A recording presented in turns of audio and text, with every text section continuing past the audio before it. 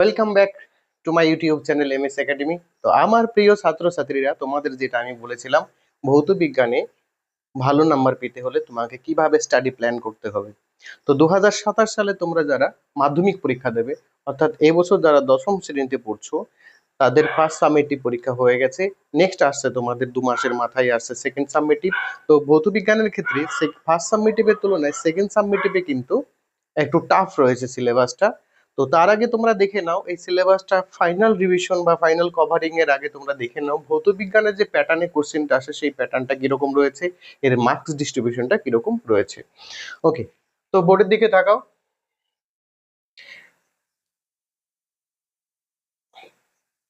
দেখো মাধ্যমিক 2027 ভৌত বিজ্ঞান। তো এখানে দেখো ভৌত বিজ্ঞানে ফুল মার্কস থাকছে হলো 90, অর্থাৎ তোমাদের লিখিত পরীক্ষা হবে 90-তে, তার সাথে প্রজেক্টে থাকবে হলো 10 মার্কস। এই টোটাল 100 মার্কসের পরীক্ষাটা হবে। এই রিটেন 90-র মধ্যে তোমাদের দুটো ভাগ আছে ভৌত বিজ্ঞানের, একটা ফিজিক্যাল সায়েন্সের ভাগ রয়েছে আর একটা কেমিস্ট্রির ভাগ রয়েছে। তো ফিজিক্যাল সায়েন্সে আমি যেটা ডিভাইডেড করেছি আমার মতামত অনুযায়ী, যে টোটালে আসছে হলো 47 নাম্বার, আর রসায়ন বিদ্যা যেটা হলো কেমিস্ট্রিতে আসছে 43 নাম্বার। এই টোটাল 47 আর 43 মিলে কিন্তু তোমার 90 নাম্বারের রিটেন এক্সাম হবে। ওকে, এটা হলো ফুল মার্কস, বোঝা গেল।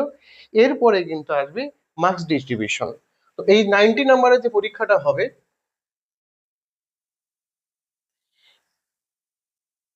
দেখো 90 নাম্বারের যে পরীক্ষাটা হচ্ছে, তো আমাদের ফিজিক্যাল সায়েন্সের টোটাল বইয়ে চ্যাপ্টার আছে 13টা। কটা চ্যাপ্টার আছে? টোটাল কিন্তু আমাদের 13টা চ্যাপ্টার আছে। দেখো 13টা চ্যাপ্টার কি আছে, 1 নম্বর চ্যাপ্টার থেকে শুরু করে 7 নম্বর চ্যাপ্টার পর্যন্ত ইন্ডিভিজুয়াল চ্যাপ্টার রয়েছে। আর 8 নম্বর চ্যাপ্টারে কেমিস্ট্রির পার্ট শুরু হয়েছে, মেন কেমিস্ট্রি 8.1 থেকে তোমার 8.6 পর্যন্তের পার্ট গুলো রয়েছে। তো এখানে যেটা দেখাচ্ছি আমি ফিজিক্যাল সায়েন্সের পার্টটা। তো প্রথম যে চ্যাপ্টারটা রয়েছে এটা জেনারেল সায়েন্সের মধ্যে পড়ছে, তো আমি ফিজিক্যাল সায়েন্সের পার্টের মধ্যে রেখেছি। তোমরা এখানে নিয়ে কোনো কিছু মানে বিতর্কে আসবে না। তো আমার মতো করে আমি এটা কিন্তু সাজিয়ে নিয়েছি। এটা জেনারেল সায়েন্স, এটা পিওর ফিজিক্যাল সায়েন্স কিন্তু মানে পিওর ফিজিক্স কিন্তু পড়ছে না। এবার দেখো এই গ্রুপে, অর্থাৎ ফিজিক্যাল সায়েন্সের গ্রুপে, ফিজিক্সের গ্রুপে আমি কি কি রেখেছি। 1 নম্বর চ্যাপ্টার হলো পরিবেশ বিজ্ঞান, 2 নম্বরে রেখেছি গ্যাসের আচরণ, 3 নম্বরে রেখেছি তাপীয় প্রসারণ, 4 নম্বরে আলো, 5 নম্বরে চলতরিৎ, 6 নম্বরে পরমাণু নিউক্লিয়াস। তো সেক্ষেত্রে দেখো পরিবেশের জন্য ভাবনা, এটা পুরো একটা ইভিএস এর চ্যাপ্টার রয়েছে। তো সেখানে একদমই ইজি এই চ্যাপ্টারের মার্কসটা তোলা রয়েছে। কি কি থাকবে, কত নাম্বার থাকবে, টোটালে থাকবে 5 মার্কস। তো তার আগে বলে নি, ফিজিক্যাল সায়েন্স আমাদের কিন্তু 4টে গ্রুপে এক্সাম হয়, কোশ্চেন হয়। A group, B group, C group, D group.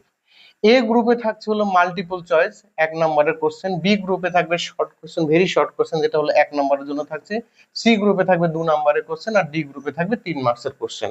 তাহলে 3 মার্কস মানে 3 নম্বর হলো ফিজিক্যাল সায়েন্সের হাইস্ট মার্কস। তো এবার দেখো পরিবেশের জন্য ভাবনা, টোটাল কত থাকছে, টোটাল থাকছে হলো 5 মার্কস। কিভাবে, 1+1+1+2+0, অর্থাৎ একটা মাল্টিপল চয়েস,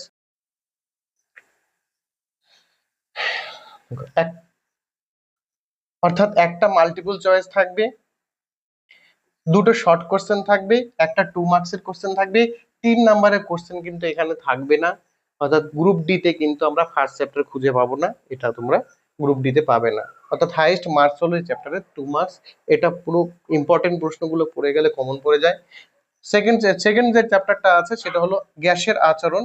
গ্যাসের আচরণ থেকে তোমার ফুল মার্কস থাকছে হলো 8।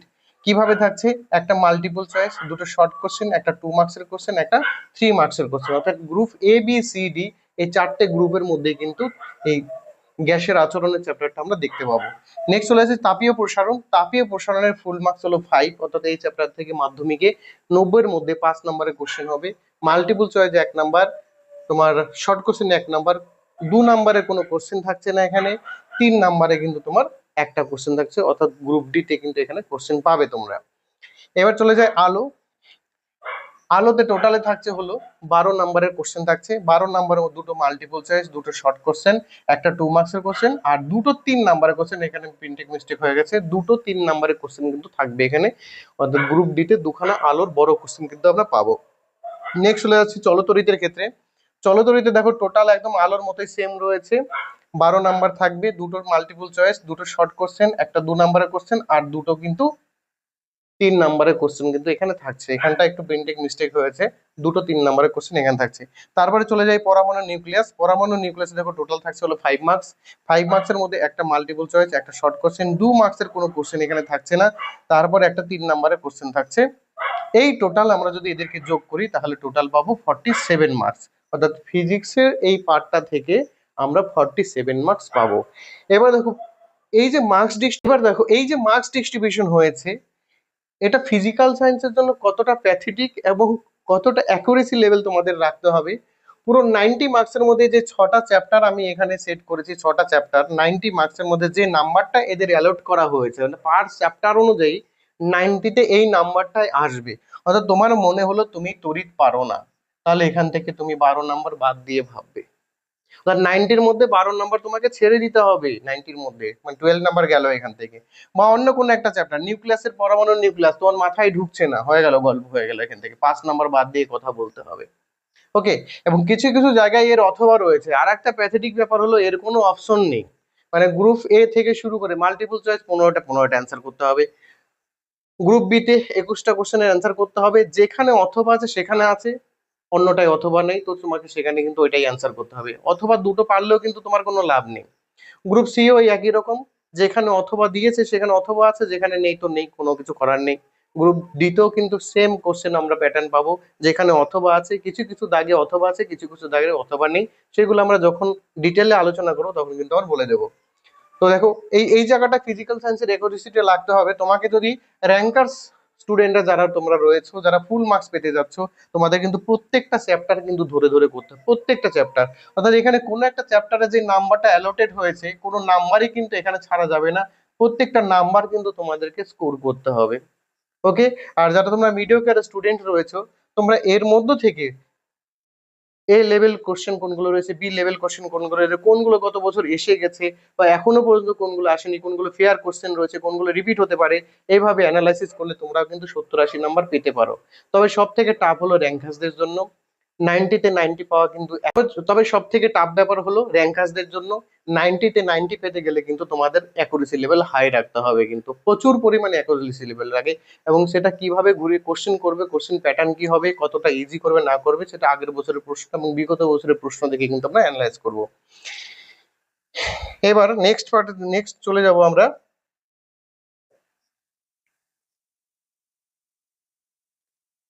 দেখো এই পার্টটাতে আমরা চলে যাচ্ছি।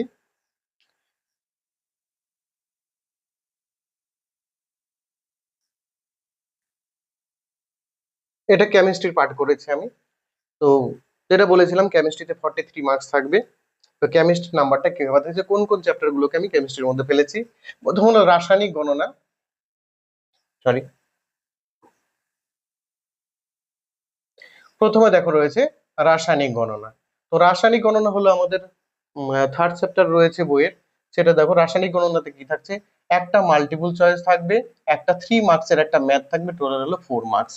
অর্থাৎ এই চ্যাপ্টারটা একটু টাফ চ্যাপ্টার রয়েছে। ক্লাস 9-এর মোল সম্পর্কে যাদের কনসেপ্টটা মাথা থেকে বেরিয়ে গেছে তাদের জন্য খুবই প্রবলেম রয়েছে। এই চ্যাপ্টারের ম্যাথগুলো পারতে হলে তোমাকে কিন্তু মূল কনসেপ্টটা কিন্তু আবার মনে করতে হবে, রিভিশন করতে হবে। আর এত ইকুয়েশন, তারপরে সব থেকে বড় ব্যাপার হলো এখানে কেমিক্যাল রিয়াকশন করা শিখতে হবে, এবং যত কেমিক্যাল ফর্মুলা গুলো রয়েছে, মেটাল নন মেটাল মানে ধাতু অধাতু, এবং মৌলমূলক এবং যৌগমূলক, তাদের যোজ্যতা কত, এই সব কিন্তু তোমাদেরকে রিভিশন রাখতে হবে। তাহলে তোমরা কিন্তু এই রিয়াকশনটা পারবে। এবং রিয়াকশন করে ঐকিক নিয়মে সলভ করতে হয় অঙ্কগুলো। তো রিয়াকশন করার পরে ব্যালেন্স করে ঐকিক নিয়মে কিন্তু অঙ্কগুলো সলভ হয়ে যায়। অঙ্কগুলো কিন্তু ইজি রয়েছে, কিন্তু প্রিভিয়াস ক্লাসে তোমাদের নলেজটা কিন্তু অবশ্যই লাগবে। এবার চলে পর্যায় সারণী চ্যাপ্টার। এটা হলো তোমার 8.1 এর চ্যাপ্টার রয়েছে, পর্যায় সারণী ও মৌলদের পর্যায়। এবার দেখছি হলো পর্যায় সারণী ও মৌলদের পর্যায়বৃত্ততা। এটা কোন চ্যাপ্টার রয়েছে, এটা আমাদের 8.1 অর্থাৎ কেমিস্ট্রি, মেন কেমিস্ট্রি পার্টের ফার্স্ট চ্যাপ্টার রয়েছে। এটা টোটাল থাকবে 6 নাম্বার থাকবে, একটা মাল্টিপল চয়েস, দুটো শর্ট কোশ্চেন, একটা 2 নাম্বারে কোনো কোশ্চেন থাকবে না, আর একটা 3 মার্কসের এখানে কিন্তু কোশ্চেন থাকবে। এই নিয়ে টোটাল 6 মার্কস হবে এখানে। নেক্সট আছে 8.2, এটা আমাদের 8.2 চ্যাপ্টার রয়েছে। 8.2 আয়নীয় সমযোজী বন্ধন রয়েছে, এটাতেও 6 নাম্বার রয়েছে।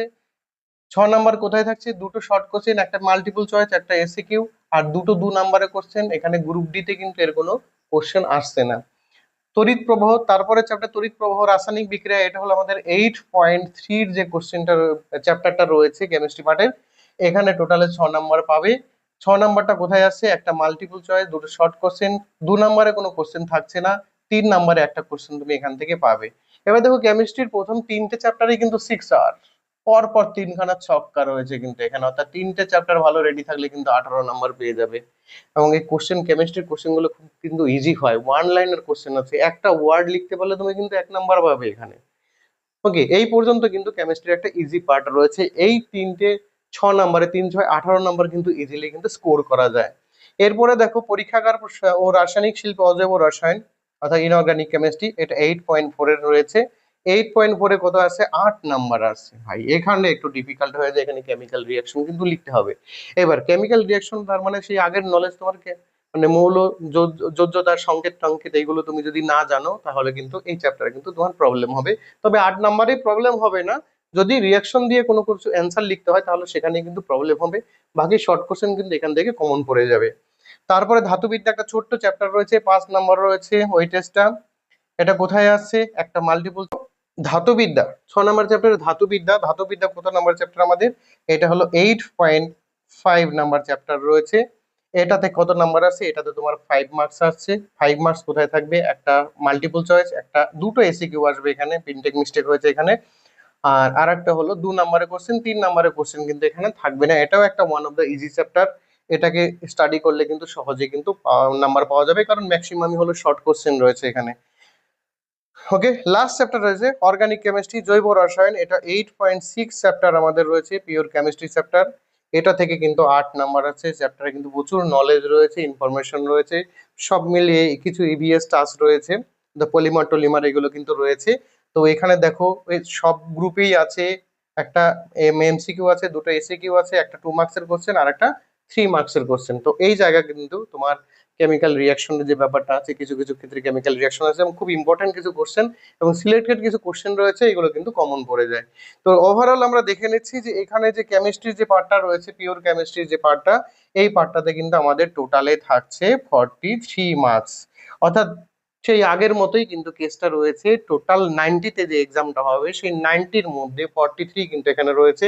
এবং ইন্ডিভিজুয়াল পার চ্যাপ্টারে কিন্তু মার্কস কিন্তু অ্যালোটেড করা রয়েছে, মার্কস কিন্তু বরাদ্দ করা রয়েছে। এই মার্কস তোমাকে তুলতেই হবে, 90-তে 90 পেতে গেলে কিন্তু তোমাকে এই মার্কসই তুলতে হবে এই চ্যাপ্টার থেকে। কোনো একটা চ্যাপ্টার যদি তোমার গ্রিপের বাইরে চলে যায়, তোমার কন্ট্রোলের বাইরে চলে যায়, তাহলে 90 থেকে কিন্তু সেই নাম্বারটা কিন্তু কমে যাবে। This is the very pathetic side of physical science. এখানেই কিন্তু ফিজিক্যাল সায়েন্সের অ্যাকুরেসি লেভেল রয়েছে, যে তোমাকে প্রত্যেকটা চ্যাপ্টারেই কিন্তু তোমার পারফেক্ট নলেজ রাখতে হবে। এলোপাথারি পড়াশোনা করলে হবে না। সিলেক্টেড কতগুলো কোশ্চেন আমি দেখে গেলাম, মুখস্থ করে গেলাম। আর যারা মোটামুটি 60-70 পর্যন্ত যারা পেতে যাচ্ছ, তাদের স্ট্র্যাটেজি কিন্তু অন্যরকম হবে। ওই 80 থেকে 90-এর ঘরে এ কিন্তু প্রচুর এ পর্যন্ত প্রচুর লেভেল পর্যন্ত কিন্তু এর অ্যাকুরেসি লেভেলটা লাগে। হুম। তো দেখো কিরকম হয়, যখন কোশ্চেন নিয়ে আলোচনা করব, এই আলোচনা থেকে কিন্তু মাধ্যমিকে আমার অনেক কমন পড়েছে। হয়তো আমি সেটা নোটে দেইনি, কিছু দিইনি, কিন্তু কমন পড়ে আলোচনা থেকে। অর্থাৎ এমন কোশ্চেন ঘাটতে ঘাটতে এমন কিছু কোশ্চেন আছে, কোশ্চেনের থ্রোয়িংটা কি রয়েছে, অর্থাৎ এমন এমন কোশ্চেনের অ্যান্সারটা হয় যে তুমি ফিজিক্যাল সায়েন্স পড়ে কি শিখেছো। মানে কোশ্চেনের অ্যান্সারটাই তোমাকে এরকম দিতে হবে যে ফিজিক্যাল সায়েন্স পড়ে তুমি কি শিখেছো। তার মানে সিলেবাস অনুযায়ী, পাঠ্য বই অনুযায়ী বা সহায়িকা যেগুলো রেফারেন্স বই তোমরা পড়ছো সেই অনুযায়ী তুমি মুখস্থ করে যাও না, কোনো লাভ নেই। তুমি 100-এ 100 পাবে না মুখস্থ করে গেলে। তোমাকে থ্রোয়িংটা কিন্তু আগে বুঝতে হবে। অর্থাৎ এই দীর্ঘদিনের অভিজ্ঞতা থেকে আমার কিন্তু আহ, এটাই আমি দেখেছি যে প্রত্যেক বছরই কিন্তু নতুন প্রশ্নের জন্ম হচ্ছে প্রত্যেকটা সাবজেক্টেই। কোশ্চেন সেটাররা কি করে ভেবে নেয় যে এই প্রশ্নগুলো কোনোদিন আসেনি বা বাচ্চারা কোনোদিন পড়েনি, এবং টেস্ট পেপারগুলো সেই রকম ভাবে যে প্র্যাকটিস করছে বাচ্চারা, কোনো টেস্ট পেপার থেকে সেই কোশ্চেনগুলো কিন্তু পাচ্ছে না। পুরোপুরি মানে কমপ্লিটলি একদম নিউ কোশ্চেনের কিন্তু জন্ম হচ্ছে। তো সেই ক্ষেত্রে ফুল মার্কস যারা পেতে চাও তাদের কিন্তু এই বিষয়টা নিয়ে কিন্তু পুরো ক্লিয়ার কনসেপ্ট থাকতে হবে, যে কোশ্চেন, কিছু কোশ্চেন তোমাকে জিজ্ঞাসা করবে এরকমই তুমি ফিজিক্যাল সায়েন্সটা পড়ে তুমি কি শিখতে পেরেছো। আর পাস করার জন্য মিডিওক্রেটদের জন্য কিছু কোশ্চেন থাকবে, 40, 50, 60 যেরকম লেভেলে যে পড়াশোনা করবে সেই রকম নাম্বার কিন্তু পাওয়া যায়, কোনো অসুবিধা হয় না। তো পাস নাম্বার নিয়ে কোনো টেনশন নেই, সবাই পাস করে যাবে, সবাই মোটামুটি ভালো রেজাল্ট করবে। কিন্তু র্যাঙ্কার্সদের টেনশনটা কিন্তু একটু বেশি থেকে যাচ্ছে। তোমরা যদি গুছিয়ে পড়াশোনা না করতে পারো তাহলে কিন্তু 100-তে 100 পাবে না, এবং দেখে থাকবে 100-তে 100 কিন্তু খুব কম সংখ্যক স্টুডেন্টই পাচ্ছে। এবং তোমাদের স্কুল বা 2027-এর মাধ্যমিকের জন্য তোমরা রেডি হয়ে যাও। তার আগে তোমাদের সেকেন্ড সাবমিটিভ এক্সাম রয়েছে। তো আমি অনলাইন ক্লাসটা আস্তে আস্তে একটু শুরু করে দিচ্ছি। তো এতদিন ধরে প্র্যাকটিস করে করে আজকে এই পর্যন্ত এসছে। আমার খুব একটা ভালো হবে না হয়তো প্রথম দিকে, তার মাঝখানিক যাওয়ার পরে হয়তো একটু ইমপ্রুভ করতে পারবো, দেখা যাক যত তাড়াতাড়ি ইমপ্রুভ করতে পারি। তো যাই হোক না কেন, তোমরা 2027-এর মাধ্যমিকের জন্য রেডি হয়ে যাও। তোমাদের যে রেডিটা হতে হবে সেটা কিন্তু সেকেন্ড সাবমিটের মধ্যেই কিন্তু সিলেবাস পুরো কমপ্লিট করতে হবে, এবং টেস্টের 2 মাস আগে তোমাদের কিন্তু ক্লিয়ারেন্স দিতে হবে, হ্যাঁ স্যার সিলেবাস ওকে আছে, আমরা এখন পুরো রেডি আছি। তারপরে কিন্তু মক টেস্ট তোমাদের দিতে হবে, এবং বিশেষ করে সেলফ স্টাডি দিকে কিন্তু নজর দিতে হবে। সেলফ স্টাডি কিন্তু খুব জরুরি রয়েছে। তোমরা নিজেরা স্টাডি প্ল্যান তৈরি করো, রোড ম্যাপ তৈরি করো, কিভাবে পড়াশোনা করবে, কোন চ্যাপ্টার তোমাদের আউট অফ কন্ট্রোল হয়ে যাচ্ছে ফিজিক্যাল সায়েন্সের, কোন চ্যাপ্টার এভাবে বাছাই করবে। কোনগুলো তোমাদের রিভিশন না দিলেও হবে, কোন চ্যাপ্টারগুলো তোমাদের রিভিশন দিতেই হবে, ভুলে যাচ্ছ কোনগুলো, সেইগুলো তোমাদের কাছাকাছি থাকা স্যারের সাথে আলোচনা করবে, আমার ভিডিওতে কমেন্টস করবে, আমার চ্যানেলটি সাবস্ক্রাইব করে রাখবে, কমেন্টস করবে, কমেন্টস অনুযায়ী কিন্তু আমি তোমাদের রেসপন্স করব, এবং পরবর্তী ভিডিওতে সেই কমেন্টসের যে প্রবলেমগুলো আমি দেখবো সেই প্রবলেম নিয়ে কিন্তু পরের ভিডিওগুলো কিন্তু আমি বানাবো। ওকে। আর যেটা হচ্ছে আমার চ্যানেল থেকে তোমরা এটুকু সুবিধা পাবে যে অন ডিমান্ড ক্লাস কিন্তু থাকবে। একটা বাচ্চাও যদি ডিমান্ড করে যে স্যার এটা আমাকে বুঝিয়ে দিন, সেটা লাইভ ক্লাসও হতে পারে বা আমি ভিডিও ক্লাস করে কিন্তু সেটা আমি অবশ্যই বুঝিয়ে দেবো তোমাদের। আর যেটা হলো পরীক্ষা বললাম 1-1.5 মাস আগেই কিন্তু তোমাদের ক্লিয়ারেন্স দিতে হবে। আর টেক্সট বই যে পড়ার ব্যাপারটা আমি পরের ভিডিওগুলোতে আনছি, টেক্সট বই কিভাবে পড়বে, টেক্সট বই থেকে খুঁটিয়ে খুঁটিয়ে কিভাবে প্রশ্নটা বের করে তার উত্তরগুলো লিখে তোমরা বেসটাকে ক্লিয়ার করবে। তারপরে টেক্সট বইয়ের নলেজটা যখন ফুলফিল হয়ে যাবে, তোমরা তখন বাইরের রেফারেন্স বই, টেস্ট পেপার, বিভিন্ন কিছু সোর্স থেকে তোমরা কিন্তু প্র্যাকটিস করে নেবে। তাহলেই দেখতে পাবে তোমাদের 100% নলেজ কিন্তু ফিজিক্যাল সায়েন্সে চলে এসেছে, এবং তোমরা কিন্তু আর ভালো রেজাল্ট করতে পারবে, কেউ আটকাতে পারবে না। ওকে। এবং যেটা রয়েছে সেটা তোমাদের ভালো রেজাল্ট করতে গেলে কিন্তু সেলফ সাজেশন করতে হবে, সেলফ সাজেশন। যে প্রিভিয়াস ইয়ারের কোশ্চেনগুলো ঘাটতে হবে, এবং কোশ্চেনগুলো ঘেটে ঘেটে কিন্তু তোমাদের একটা আইডিয়া নিয়ে আসতে হবে যে এই কোশ্চেনগুলো এসে গেছে, এইগুলো আসতে পারে, এইগুলো আমাদের বেশি করে প্রিপারেশন নিতে হবে। এইভাবে তোমরা যদি নিজেকে রেডি করতে পারো, সেলফ সাজেশন এবং সেলফ স্টাডির পরিমাণটা তোমাদের যদি ক্লিয়ার থাকে, তাহলে অবশ্যই তোমরা ভালো রেজাল্ট করতে পারবে। তো আমি কিন্তু ওইভাবেই কিন্তু সাকসেস হয়েছিলাম, যে সেলফ সাজেশনটা কিন্তু প্রচুর পরিমাণে করতাম আমি। বিভিন্ন স্যাররা, ক্লাসে স্যার, টিউশনের স্যার, এরা যখন যেটা বলতো এবং সেই অনুযায়ী আমি বাড়িতে এসে চিন্তা ভাবনা করতাম, আমার চিন্তা ভাবনা দিয়ে এবং আমাকে যারা গাইড করছে তাদের চিন্তা ভাবনা দিয়ে আমি একটা ট্যালি করার চেষ্টা করতাম যে এটা স্যার এই বলেছে, এই স্যার এই বলেছে, তাহলে কোন দিকে আমি ফোকাসটা বেশি রাখলে সব থেকে ভালো হবে এবং কোশ্চেন গুলো কিন্তু কমন পড়বে। তো এভাবে তোমরা নিজে সেলফ স্টাডি করে স্টাডি ম্যাপ তৈরি করো, রোড ম্যাপ তৈরি করো, রোড ম্যাপ তৈরি করে যত একটা রুটিন করে পড়াশোনা শুরু করে দাও। সব সাবজেক্টই তোমাদের কিন্তু নজর রাখতে হবে, কোনো একটা পার্টিকুলার সাবজেক্টের পিছনে কিন্তু পড়ে থাকবে না। আর আমি যেটা দেখেছি কোনো সাবজেক্টই কিন্তু কঠিন নয়, প্রত্যেকটা সাবজেক্টের কিন্তু আলাদা আলাদা একটা স্ট্র্যাটেজি রয়েছে, মনে রাখার একটা আলাদা পদ্ধতি রয়েছে, নিজের ব্রেনটাকে ম্যানিপুলেট করার কিন্তু একটা পদ্ধতি রয়েছে। আমি তোমাদের কিছু কোশ্চেন অ্যান্সার যখন চ্যাপ্টারগুলো পড়াবো তখন মুখস্থ করার পদ্ধতি, মনে রাখার পদ্ধতি এবং প্র্যাকটিস করার পদ্ধতি কিন্তু আলোচনা করে দেবো। তোমরা দেখতে পাবে যে কত সহজে একটা জিনিস মুখস্থ হচ্ছে, একটা পড়া মুখস্থ হচ্ছে, একটা ফর্মুলা বা একটা ডেফিনেশন বা একটা ডেসক্রিপশন টাইপের কোশ্চেনগুলো কিভাবে মুখস্থ করবে, খুব কম সময়ের মধ্যে কিন্তু সেই জিনিসটাকে ম্যানিপুলেট করে কিন্তু মনে রাখা যায় এবং দীর্ঘদিন পর্যন্ত কিন্তু সেটা মনে থাকে। এই স্ট্র্যাটেজি গুলো আমি পরবর্তী ক্লাসগুলোতে নিয়ে আসবো। আজকের মতো টাটা, গুড বাই, দেখা হবে আবার নেক্সট ভিডিওতে।